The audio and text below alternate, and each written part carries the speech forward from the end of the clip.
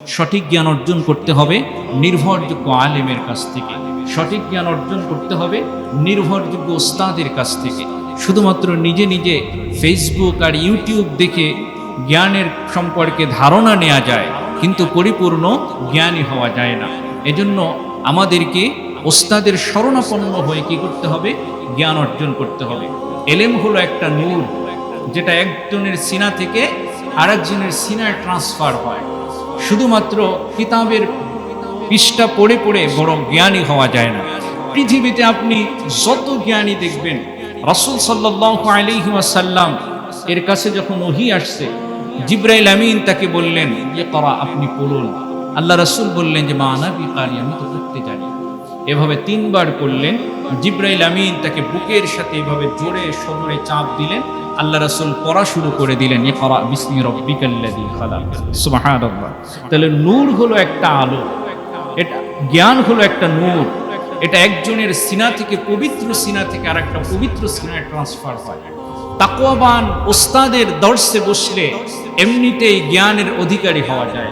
সাহাবায়ে কেরাম পৃথিবীর সমস্ত জ্ঞানীদের ভিতরে শ্রেষ্ঠ। তারা কোনো ভার্সিটিতে পড়েনি, কোনো অক্সফোর্ডে পড়েনি, কোনো ক্যামব্রিজ ইউনিভার্সিটিতে পড়েনি, তারপরও তারা আমাদের থেকে হাজার গুণ বেশি জ্ঞানী। কেননা তারা নবীর দর্শে তারা বসেছেন। সুবহানাল্লাহ। নবীর সিনা থেকে তারা এলেমের নূর অর্জন করেছেন। সাহাবীদের পরে শ্রেষ্ঠ জ্ঞানী হলেন তাবিঈগণ। এই তাবিঈগণ কেন শ্রেষ্ঠ? তারা কিন্তু বিদ্যালয়ে পড়েনি, কোনো একাডেমিক্যাল শিক্ষা তাদের নাই। তারপরও তাদের এক একটা বক্তব্য আমাদের কিয়ামত পর্যন্ত আমাদের জন্য দলিল। সুবহানাল্লাহ। যদি কোনো সাহাবীর বক্তব্য পাওয়া যায় যে এই সাহাবী এটা করেছেন, তার মানে ওই জিনিসটা আমাদের জন্য হালাল। সুবহানাল্লাহ। এমন জ্ঞান অর্জন তারা করেছেন। তাবিঈগণ আমার সাহাবীদের পরে শ্রেষ্ঠ জ্ঞানী, কেননা তারা সাহাবীদের থেকে জ্ঞানের নূরটা তারা অর্জন করেছেন।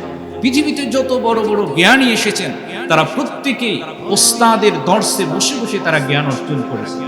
এজন্য বলা হয় আল ইলমি ফিস সুদূর ওয়ালা ফিস সুতুর, অর্থাৎ বইয়ের পৃষ্ঠা পড়লেই কি জ্ঞানী হওয়া যায় না।